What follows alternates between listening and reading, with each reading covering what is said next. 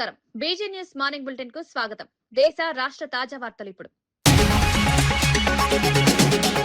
ప్రజలే తన అసలైన బలమని చెప్పిన సీఎం రేవంత్ రెడ్డి. గుంపు మేస్త్రి అన్న విమర్శలను పట్టించుకున్న ముఖ్యమంత్రి, ప్రజలు, మంత్రులు, కార్యకర్తలే తన బలం, తెలంగాణ అభివృద్ధికి సంక్షేమమే ప్రభుత్వ లక్ష్యం.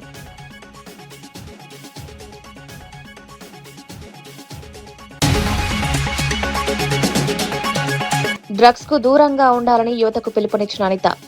వీఐటీలో విద్యార్థులతో కలిసి ప్రతిజ్ఞ, మాదక ద్రవ్యాలు కుటుంబాలను నాశనం చేస్తాయని హెచ్చరిక, డ్రగ్స్ నిర్మూలనలో ఈగల్ కృషి.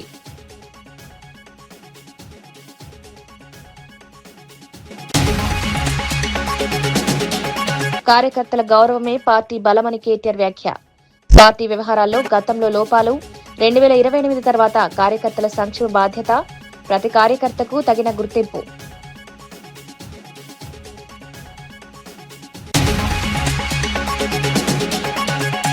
ఏపీ పర్యాటక రంగాన్ని అంతర్జాతీయ స్థాయికి తీసుకువెళ్తామన్న మంత్రి దుర్గేష్. టూరిజం అడ్వైజరీ కౌన్సిల్ ఏర్పాటుకు ప్రతిపాదన, లేపాక్షి, గండికోటకు యునెస్కో గుర్తింపు, పెండింగ్ పర్యాటక ప్రాజెక్టులకు వేగం.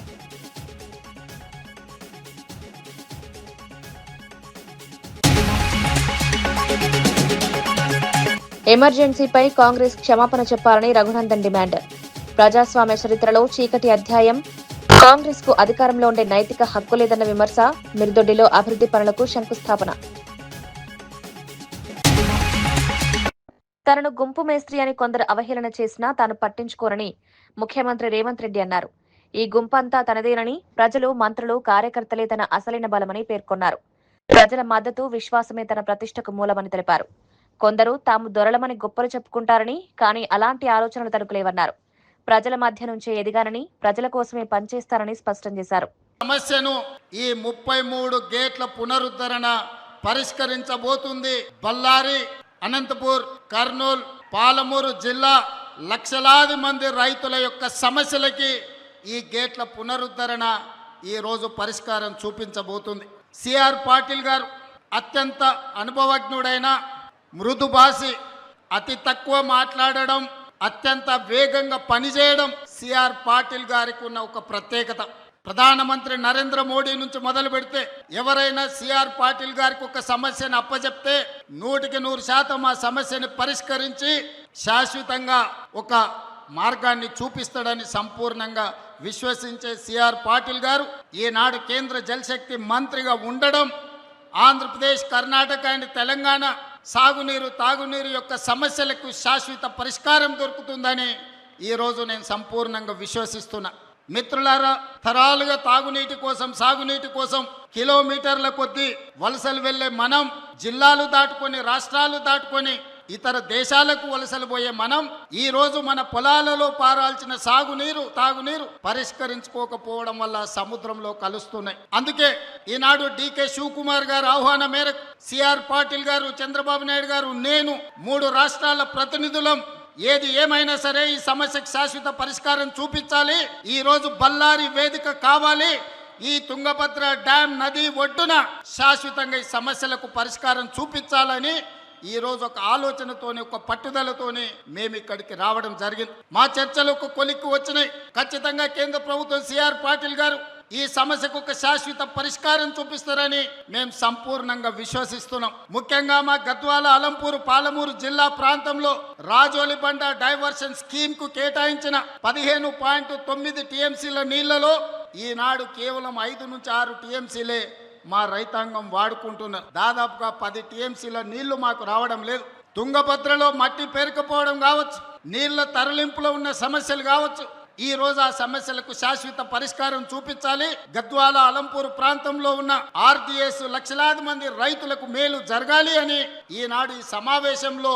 తెలంగాణలో ఓటర్ ధృవీకరణ ప్రక్రియలో ఈసీఐ అనుమతించిన 12 పత్రాలు కేవలం 8 మాత్రమే స్వీకరిస్తున్నారని ఎంఐఎం చీఫ్ అసదుద్దీన్ ఓవైసీ పేర్కొన్నారు. పాన్ కార్డును కూడా గుర్తింపు పత్రంగా అంగీకరించాలని ఎన్నికల సంఘానికి కోరారు. పేర్లలో చిన్నపాటి మార్పులను తప్పులుగా పరిగణించవద్దని సూచించారు. ఓటర్ల వివరాల మ్యాపింగ్ ప్రక్రియ ముందుగానే పూర్తి చేయాల్సిందని అభిప్రాయపడ్డారు. ప్రజల ఓటు హక్కులను ఎలాంటి ఇబ్బందులు లేకుండా ఎన్నికల సంఘం చర్యలు తీసుకోవాలని కోరారు. ప్రజాస్వామ్యంలో ప్రతి ఓటు కీలకమని స్పష్టం చేశారు. एक डॉक्यूमेंट तो तेलंगाना में एनआरसी नहीं हुआ, वो डॉक्यूमेंट चला गया। दूसरा है परमानेंट रेजिडेंस सर्टिफिकेट, वो तेलंगाना में नहीं दिया जाता। फैमिली रजिस्टर वो तेलंगाना में नहीं है। आधार सिर्फ एक डॉक्यूमेंट कबूल नहीं होता। तो 12 में तो ऐसे ही 4 चले गए। अब बचे कितने? बचे 8 ही ना।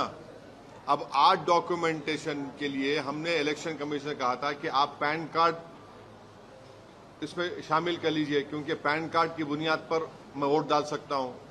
स्टेट गवर्नमेंट ड्राइविंग लाइसेंस देती है, उसकी बुनियाद पर वोट डाल सकता हूं। State government food security card देती है, उसकी बुनियाद पर मैं वोट डाल सकता हूं। तो इलेक्शन कमीशन ने उसको कबूल नहीं किया। दूसरा, हमने इलेक्शन कमीशन से कहा था कि जो एनोमलीज हैं, अगर 2002 में मैन्युअली वोटर लिस्ट बनाई गई थी जिसको इलेक्शन कमीशन ने बनाया, अगर उसमें स्पेलिंग मिस्टेक है तो उसको आप प्रेजेंट कैसा मुझे आप पेनलाइज करेंगे? भाई अगर किसी का नाम एस प्रमोद था 2002 में, अब आ गया सौरभ प्रमोद 2026 में, तो इलेक्शन कमीशन बोल रहा है ये एनोमली है। किसी के 6 बच्चे हैं, एनोमली है। कौन सा कानून है जो 6 बच्चे रहे तो नाम नहीं आएगा? 15 साल का फर्क होगा अगर पेरेंट्स में और चिल्ड्रन में, नहीं होगा। 40 इयर्स का से कम होगा ग्रैंडसन में, ग्रैंडफादर में, नहीं होगा। ये कैसा होगा बताइए? एनोमलीज कैसा होगा? हम बोले इसको करेक्शन के लिए। आखिरी और एक बात, ये एक्सरसाइज शुरू से पहले प्री एसआईआर मैपिंग ईसीआई ने की। पहले ये बताया गया था कि प्री प्रिंटेड फॉर्म आएगा, राइट? हम अब नहीं आएगा। अब सिर्फ जो 2026 में जिसका नाम है वोटर लिस्ट में, उसको घर पे लाके देंगे बीएलओ फॉर्म। वोटर को, इलेक्टर को 2002 का पूरा अपना डिटेल लिखना पड़ेगा। हमने कहा कि जब आपके पास प्री ఎమర్జెన్సీ కాలం భారత ప్రజాస్వామ్య చరిత్రలో అత్యంత చీకటి అధ్యాయమని మెదక్ ఎంపీ రఘునందన్ రావు అన్నారు. ఆ కాలంలో జరిగిన చర్యలకు కాంగ్రెస్ పార్టీ దేశ ప్రజలకు బహిరంగ క్షమాపణ చెప్పాలని డిమాండ్ చేశారు. ప్రజాస్వామ్య విలువలను దెబ్బతీసిన కాంగ్రెస్ కు అధికారంలో ఉండే నైతిక హక్కు లేదని విమర్శించారు. సిద్దిపేట జిల్లా మిరుదొడ్డిలో ఎంపీ ల్యాడ్స్ నిధులతో చేపట్టనున్న అభివృద్ధి పనులకు శంకుస్థాపన చేశారు. సుమారు 40 లక్షల రూపాయల వ్యయంతో పనులు చేపడుతున్నట్లు తెలిపారు. ఇంకోటి పెట్టుకున్నా ఏం మాట్లాడినా ఎవరిని ఏమనకుండా ప్రజాస్వామ్యాన్ని కాపాడుతున్న పార్టీ భారతీయ జనతా పార్టీ అయితే, కాంగ్రెస్ పార్టీ ఇండియానే ఇందిరా, ఇందిరానే ఇండియా అంటే ఎమర్జెన్సీ పెట్టి తీసుకుపోయి అందరినీ జైలు వేసినటువంటి దురదృష్టకరమైనటువంటి రోజు జూన్ 25. ఈ దేశంలో ఎమర్జెన్సీని పెట్టినటువంటి రోజు. గ్రామాల్లో సంఘ కార్యకర్తలందరినీ జైళ్లలో పెట్టి అరాచక పాలనకి తెరదీసినటువంటి ఈ రోజు సందర్భంగా కాంగ్రెస్ పార్టీ ఈ దేశానికి క్షమాపణ చెప్పాలని చెప్పి ఈ సందర్భంగా డిమాండ్ చేస్తా ఉన్నాం. కాపు సామాజిక వర్గానికి అన్యాయం ప్రస్తుతం కూటమి ప్రభుత్వంలో కాదని, వైఎస్ఆర్సీపీ పాలనలోనే జరిగిందని బీజేపీ ఎమ్మెల్సీ సోము వీర్రాజు అన్నారు. కాపు రిజర్వేషన్లు తొలగిస్తామని జగన్ ప్రకటించినప్పుడు ఇప్పుడు మాట్లాడుతున్న నేతలు ఎందుకు మౌనం వహించారో చెప్పాలని ప్రశ్నించారు. వైఎస్ఆర్సీపీ హయాంలో కాపు మంత్రులపై విజయసాయిరెడ్డి పెత్తనం చెలాయించినప్పుడు ఎందుకు స్పందించలేదని నిలదీశారు. కాపుల సంక్షేమానికి కూటమి ప్రభుత్వం కట్టుబడి ఉందని పేర్కొన్నారు. నేను కాపులకు రిజర్వేషన్లు ఇవ్వను అని ఎక్కడ ప్రకటించాడు? జగ్గంపేటలో ప్రకటించాడు. ఒక్క కాపోడు నోరెత్తాడండి. ఎందుకు నోరెత్తలేదు? మీరు దేనికి నోరెత్తలేదు అంటున్నాను. మీకు నోళ్లు పడుకొని ఆవేళ ఒక కలెక్టర్ గారి పేరు చెప్పండి. మురళీధర్ రెడ్డి. మంత్రి ఎవరండి? కన్నబాబు. ఏమీ లేదు కన్నబాబుకి. కాపుకి ఏమీ లేదు. గళాసు వారు చెప్తున్నారు కాపుకి ఏమీ లేదు. వీళ్ళిద్దరే పరిపాలించారు మొత్తం జిల్లా అంతా కూడా. ఏడుపు పెడుపోపలు ఎవ్వడికి చెప్పుకోలేదు. ఆయన మళ్ళీ ఒక ఇన్ఛార్జ్ మంత్రి ఎక్కడికి? వైజాగ్కి. ఎవరు? కన్నబాబు గారు. ఆయన ఇలా మీటింగులు జరిగాయి. అక్కడ ఎవరు తీసుకున్నాడు? విజయసాయి రెడ్డి తీసుకున్నాడు పత్రాలన్నీ. ఈయన ఎవరు? మనకెవరు ఇప్పుడు ఇన్ఛార్జ్ మంత్రి? నిమ్మల రామానాయుడు. అన్నీ చెప్తాం ఆయనకి, సార్ ఇలా చేయండి అలా చేయండి. అక్కడ కన్నబాబుకి చెప్పి కన్నగాడు ఎవడో లేడు. అందరూ కూడా విజయసాయి రెడ్డి ఆయన ఇన్ఛార్జి ఆ జిల్లాలకే. కాగితాలన్నీ ఆయన తీసుకునేవాడు. ఏముంది వాళ్ళకి విలువ? కాపుల జిల్లాలోనే కాపులకు విలువ లేదే. నీ పరిపాలనలో ఛాలెంజ్ ఇది. ఓపెన్ డిబేట్ రమ్మనండి ఎవరినైనా. ఏమండి మేము కాపులు, మా పార్టీలో ఉన్న కాపులు అందరూ మేము ముఖ్యమంత్రిని చేయడం కోసం ఉన్నాం అని మీటింగ్ పెట్టుకోమనండి. 7 కాపులకి ఏమన్నా అన్యాయం జరిగితే మేము లేవా ఇక్కడ? ఆంధ్రప్రదేశ్ పర్యాటక రంగాన్ని అంతర్జాతీయ స్థాయికి తీసుకువెళ్లేందుకు ప్రభుత్వం కృషి చేస్తోందని మంత్రి కందుల దుర్గేష్ తెలిపారు. ఏపీ ఛాంబర్స్ ప్రతినిధులు సచివాలయంలో ఆయన్ను కలిసి పలు ప్రతిపాదనలు సమర్పించారు. పరిశ్రమలు, హాస్పిటాలిటీ, ట్రావెల్, ఏవియేషన్ రంగాల ప్రతినిధులతో టూరిజం అడ్వైజరీ కౌన్సిల్ ఏర్పాటు చేయాలని సూచించారు. లేపాక్షి, గండికోట, బెలుం గుహలకు యునెస్కో గుర్తింపు తీసుకురావాలని కోరారు. పెండింగ్లో ఉన్న పర్యాటక ప్రాజెక్టులకు వేగంగా అనుమతులు మంజూరు చేస్తామని మంత్రి హామీ ఇచ్చారు. హోటల్ను కూడా ఎంకరేజ్ చేయాలని కొద్ది రోజుల్లోనే విజయవాడలో స్టేక్ హోల్డర్స్ మీటింగ్ పెట్టి చిన్నవాళ్ళను కూడా ఎంకరేజ్ చేయాలనే ఉద్దేశంతో రాష్ట్ర ప్రభుత్వం నిర్ణయం తీసుకుంది. సెప్టెంబర్లో వైజాగ్లో ఒక ట్రావెల్స్ సంబంధించింది చాలా లార్జ్ స్కేల్లో పెట్టాలని ముఖ్యమంత్రి మంత్రి గారు తెలియజేశారు. రాష్ట్ర వ్యాప్తంగా సుమారుగా 100 మంది ట్రావెల్స్ సంబంధించిన అన్ని జిల్లాల వాళ్ళని ఈ వారం 10 రోజుల్లో ఒక మీటింగ్ పెట్టడానికి డేట్ ఇస్తా అన్నారు. విజిబిలిటీ పెరగాలి, మనకి ఇన్బౌండ్ టూరిస్టులు పెరగాలనే దాని మీద కొన్ని సూచనలు చేయటం జరిగింది. ఇది ఇమ్మీడియట్గా మనకి ఫుట్ ఫాల్స్ పెరగాలంటే మిడ్ సెగ్మెంట్లో లెస్ దాన్ 50 crore ప్రాజెక్ట్స్ని మనం వెంటనే రిజాల్వ్ చేసి దానికి గనక ఊతం గనక ఇవ్వగలిగితే సో ఇంపార్టెంట్ సర్క్యూట్స్లో క్విక్గా డెవలప్ అవుతాయి. ఈ ఇన్బౌండ్ టూరిజం పెరగాలనుకున్నప్పుడు రైల్వేస్తోనూ, ఎయిర్లైన్స్తోనూ, క్రూజ్ ఆపరేటర్స్తో కూడా లింకప్ చేసుకుని మనం ప్రమోషనల్ ఈవెంట్గా చేసినప్పుడు ఇన్బౌండ్ టూరిస్టులు పెరుగుతారని చెప్పడం జరిగింది. టూరిజం అంటేనే 90% of the projects micro, small, medium సెగ్మెంట్లో ఉంటాయి. పెద్ద ప్రాజెక్టులను ఎలాగైతే ఎస్ఐపిసి, ఎస్ఐపిబి రూట్లో ఫాస్ట్ ట్రాక్లో తీసుకెళ్తున్నారో అలాగే డిపార్ట్మెంటల్ లెవెల్లో లెస్ దాన్ 50 crores ఉన్న ప్రాజెక్టులన్నిటికి కూడా ఒక మెకానిజము, మొడాలిటీ డెవలప్ చేసి వీటన్నిటిని ఈ ప్రాజెక్టులన్నీ క్లియర్ చేసి వాటికి some kind of registration with assurance of incentives ఇవ్వడం జరిగింది మన పాలసీలో. అంతర్జాతీయ మాదక ద్రవ్యాల వ్యతిరేక దినోత్సవం సందర్భంగా అమరావతిలోని విఐటి విశ్వవిద్యాలయంలో నిర్వహించిన కార్యక్రమంలో హోంమంత్రి అనిత పాల్గొన్నారు. ఈగల్ విభాగం ఆధ్వర్యంలో నిర్వహించిన కార్యక్రమంలో విద్యార్థులతో కలిసి మొక్కలు నాటి డ్రగ్స్ కు దూరంగా ఉండాలని ప్రతిజ్ఞ చేయించారు. సంకల్ప పోస్టర్ను ఆవిష్కరించి యువతకు అవగాహన కల్పించారు. మాదక ద్రవ్యాలు కుటుంబాలను నాశనం చేస్తాయని హెచ్చరించారు. తల్లిదండ్రుల ఆశయాలను నెరవేర్చే దిశగా విద్యార్థులు ముందుకు సాగాలని సూచించారు. 30-40 సంవత్సరాల నుంచి దగ్గర 20,000 ఎకరాల్లో గాంజా సాగు పండించే AOB area, Andhra Orissa border ఏరియాలో ఈరోజు జీరో కల్టివేషన్ అని చెప్పేటప్పుడు నిజంగా మాకు కూడా కొంచెం భయం వేసింది.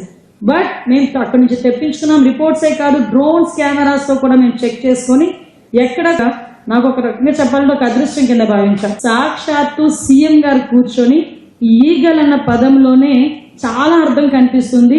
ఈగల్ పెట్టండి అని సాక్షాత్తు గౌరవ నారా చంద్రబాబు నాయుడు గారు పెట్టిన టాస్క్ ఫోర్స్ ఈ రోజు ఇది ఎంతవరకు అడాప్ట్ అయిందంటే పక్కన తెలంగాణ వాళ్ళు కూడా మన ఇదే ఈగల్ పేరుని కూడా వాళ్ళు అడాప్ట్ చేస్తున్నారు. నిన్నగాక మొన్న తమిళనాడులోని సీఎం అయిన విజయ్ గారు కూడా ఈగల్ లాంటి వ్యవస్థని మన దగ్గర కూడా నడిపించాలి అని చెప్పి మనల్ని ఆదర్శంగా తీసుకొని ఈరోజు తమిళనాడులో వేసే పరిస్థితి. ఒరిస్సా గవర్నమెంట్ మీరు ఎలా చేశారు, మాకు పీపీటీ ప్రెజెంట్ చేయండి అంటే రీసెంట్గా ఆ పీపీటీని కూడా ప్రెజెంట్ చేసే పరిస్థితి. ఈ కల్టివేషన్ ఆఫ్ గంజాయి ఏంటంటే ఇంకా ఆంధ్ర ఒరిస్సా బోర్డర్లో మనకి ఆల్మోస్ట్ ఆల్ మనకి ఒక కల్టివేషన్ గంజాయి కల్టివేషన్ పూర్తిగా నిర్మూలించడం జరిగింది. సో ఇప్పుడు మనకి ఆంధ్రప్రదేశ్లోకి వచ్చే గంజా అంతా కూడా మనకి ఒరిస్సా నుంచి వస్తుంది. సనత్ నగర్ లో ది థీమ్ 90 డిగ్రీ ఇంటీరియర్ స్టూడియోను బీఆర్ఎస్ నాయకుడు కొలను బాలరెడ్డి ప్రారంభించారు. స్టూడియో ఎండీ నరేందర్ కుమార్ ఆధ్వర్యంలో జరిగిన కార్యక్రమంలో రిబ్బన్ కట్ చేసి ప్రారంభోత్సవం నిర్వహించారు. ఆధునిక గృహ నిర్మాణాల్లో ఇంటీరియర్ డిజైన్ కు పెరుగుతున్న ప్రాధాన్యతను ఈ సందర్భంగా ప్రస్తావించారు. ఓపెన్ కిచెన్, ఫర్నిచర్, ఇంటి అలంకరణకు సంబంధించిన సేవలు ఒకే చోట అందుబాటులో ఉంటాయని నిర్వాహకులు తెలిపారు. వ్యాపారం విజయవంతంగా సాగాలని కొలను బాలరెడ్డి ఆకాంక్షించారు. ఈ కార్యక్రమంలో పలువురు అతిథులు, స్థానిక నాయకులు, స్టూడియో సిబ్బంది పాల్గొన్నారు. ఓపెన్ కిచెన్ కానివ్వండి, ఫర్నిచర్ కానివ్వండి, ఏ విధమైన కానీ డెకరేషన్ కానీ అలాంటి చేసుకోవడం కాబట్టి ఇది చాలా అద్భుతంగా నడవాలి, మంచి పేరు తీసుకురావాలని చెప్పేసి కోరుకుంటూ ఈ షాప్ మంచి పొజిషన్లో రావాలని కోరుకుంటున్నాను. मेरा नाम नागेंद्र कुमार है। मैं 2014 से सर के साथ में हूँ। अब तक मैं लाइफ में आगे गया हूँ जब से इनके साथ मिला हूँ, जब से जुड़ा हुआ हूँ।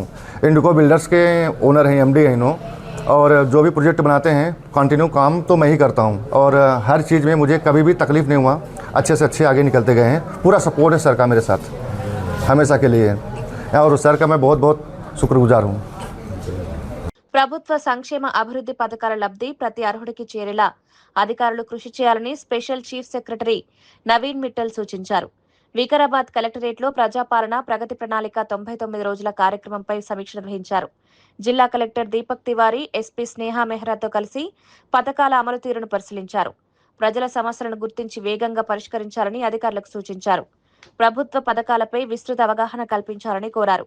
కోర్టు సమావేశంలో అదనపు కలెక్టర్లు, వివిధ శాఖల జిల్లా అధికారులు పాల్గొన్నారు.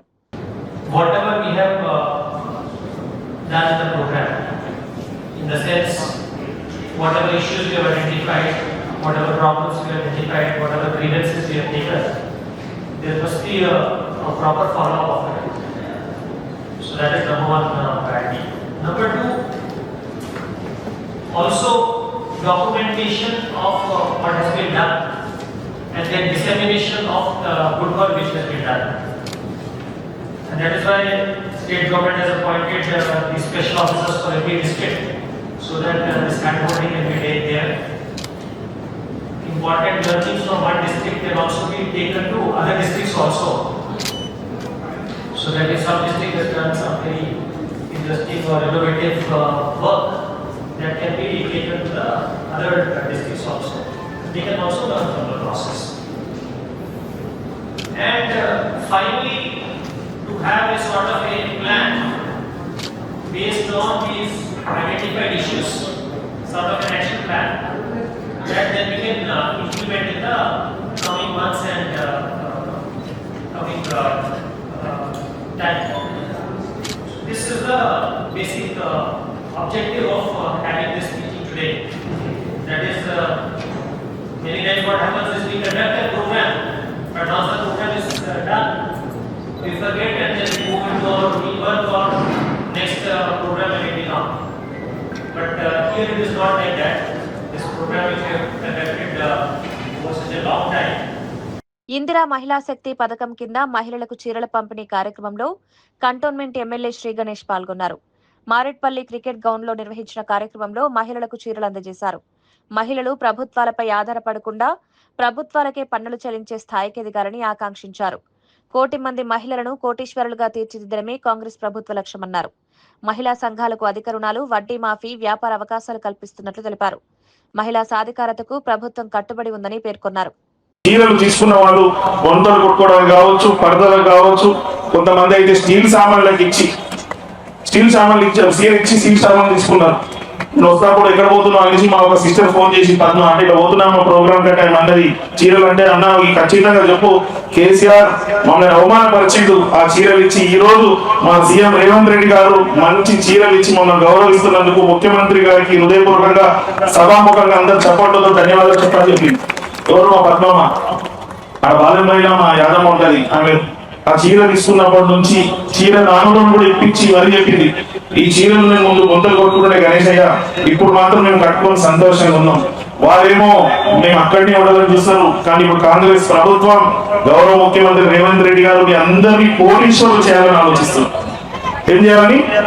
కోటీశ్వరులు చేయాలని ఆలోచిస్తున్నారు. దానికే ముందు రుణాలు 5 లక్షలు ఉండేది, ఇప్పుడు రుణాలు 20 లక్షలు దానికి ఇచ్చి 10 లక్షల రూపాయల వరకు రుణమాఫీ చేస్తారని ఒక నెల కిందనే ప్రోగ్రామ్ చేసి దానికి జీవో కూడా పాస్ చేశారు.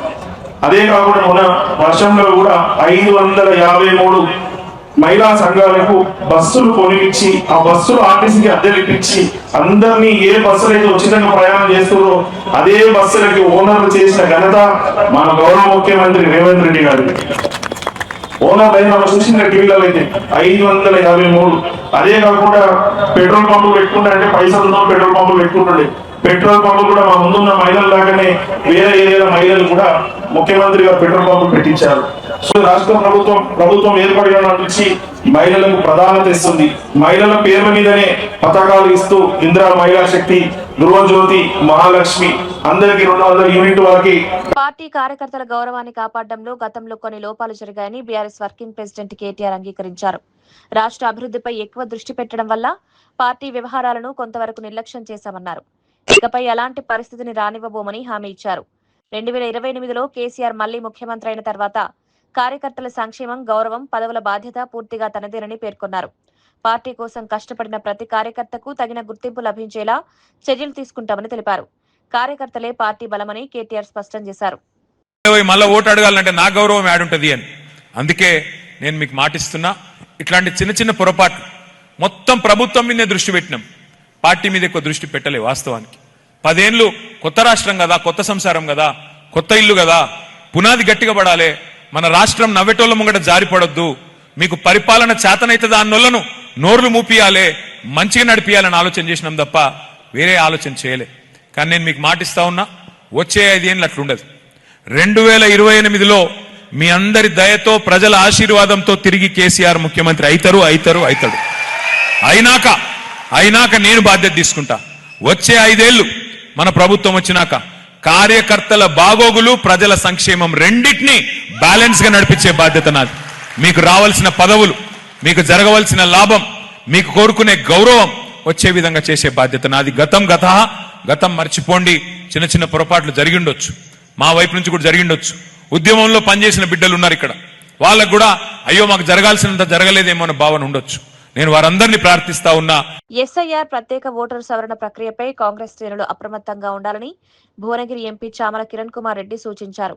రాష్ట్ర వ్యాప్తంగా నియమించిన బిఎల్ఏలు ప్రతి బూత్ లో ఓటరు జాబితాలను నిశ్శబ్దంగా పరిశీలించాలని కోరారు. అన్యాపైన ఓట్లను గుర్తించి అవసరమైన చర్యలు తీసుకోవాలని సూచించారు. 4 రోజుల పాటు జరిగే ఈ ప్రక్రియను కాంగ్రెస్ కార్యకర్తలు బాధ్యతగా తీసుకోవాలన్నారు. ప్రజాస్వామ్య పరిరక్షణలో ప్రతి ఓటు కీలకమని పేర్కొన్నారు. ఓటర్ల హక్కుల రక్షణ కోసం పార్టీ శ్రేణులు సమన్వయంతో పనిచేయాలని పిలుపునిచ్చారు. సవరణ జరుగుతుందో ఇది చాలా కీలకమైనటువంటి విషయము. ఎవ్వరు కూడా దీన్ని ఈజీగా తీసుకోవాల్సినటువంటి పరిస్థితి లేదు. నిన్న కూడా ముఖ్యమంత్రి రేవంత్ రెడ్డి గారు మాట్లాడుతూ ప్రతి ఒక్క కార్యకర్తకు పిలుపునిచ్చిర్రు, ప్రతి ఒక్క నియోజకవర్గ ఇన్ఛార్జీలకు కూడా క్లారిటీగా చెప్పిర్రు, ఎమ్మెల్యేలకు కూడా. దీని మీద అలసత్వం వహిస్తే రానున్న రోజుల్లో రాజకీయంగా దెబ్బతినేటువంటి పరిస్థితి ఉంది. మొన్ననే బీహార్ లో 70 లక్షల పైచిలకు ఓటర్లు డిలీట్ చేయడం జరిగింది. అలాగే వెస్ట్ బెంగాల్లో 1 కోటి పైన ఓట్లు డిలీట్ చేయడం జరిగింది.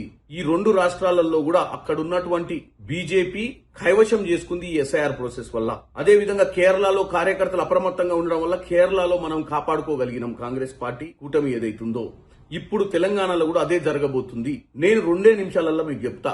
ఎస్ఐఆర్ ప్రాసెస్ ద్వారా అంటే ఈ రోజు 25వ తారీఖు జూన్ నుంచి జూలై 24వ తారీఖు దాకా బిఎల్ఓ, మీరు బిఎల్ఏలు, బిఎల్ఓ అంటే బూత్ లెవెల్ ఆఫీసర్, ప్రభుత్వం ఎలక్షన్ కమిషన్ నియమించే అధికారి. ఇతను ప్రతి ఇంటికి 3 సార్లు వచ్చే ప్రయత్నం చేస్తారు. ఎందుకంటే ముఖ్యంగా వాళ్ళు ఈ మధ్య కాలంలో ఏదైతే మ్యాపింగ్ చేసిర్రో, మన దగ్గరికి రాకముందే మ్యాపింగ్ చేయడం జరిగింది. 2002 ఓటర్ లిస్టు, 2025 ఓటర్ లిస్టులను తీసుకొని ఈ సవరణ చేస్తుర్రు.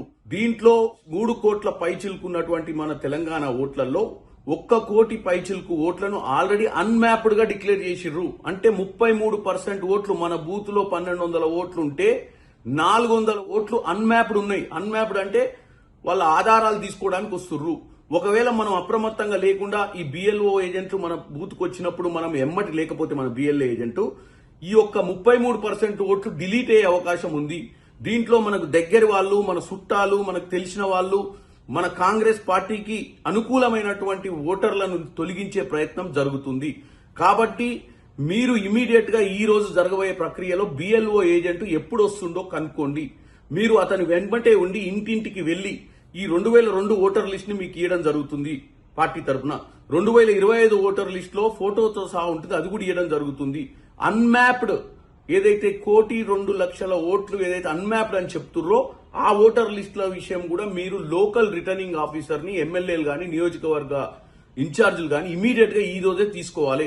తీసుకొని ఈ 3టిని దగ్గర పెట్టుకున్నట్టయితే చామల కిరణ్ కుమార్ రెడ్డి ఓటు శాలిగౌరారంలో ఒకవేళ మిస్ అయి అన్మ్యాప్డ్ లో పడితే ఇమ్మీడియట్ గా మీరు సవరణ చేయాల్సి వస్తుంది, ఎన్యుమరేషన్ ఫామ్ నింపియాల్సి వస్తుంది.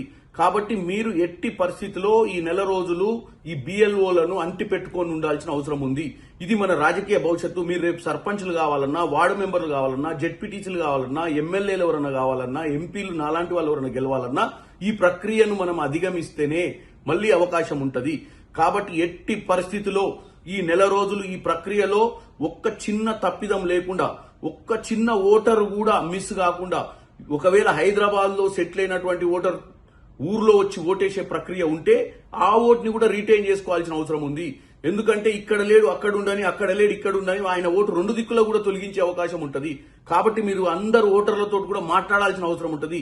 ఇది ఎలక్షన్ కి ప్రిపరేటరీనెస్ అనే అనుకోండి. ఎందుకంటే మనకు మన బూత్ 1200 కంటే ఎక్కువ బూత్ ఉండదు. ప్రతి బూత్ లో ఆ బూత్ లో ఉన్న ఓటర్ కొన్నిసార్లు పక్క బూత్ లో కూడా ఉంటాయి. కాబట్టి అవన్నీ కూడా సవరణ చేసి మన బూత్ లకు వచ్చేటట్టుగా చూసుకోవాల్సిన అవసరం ఉంది.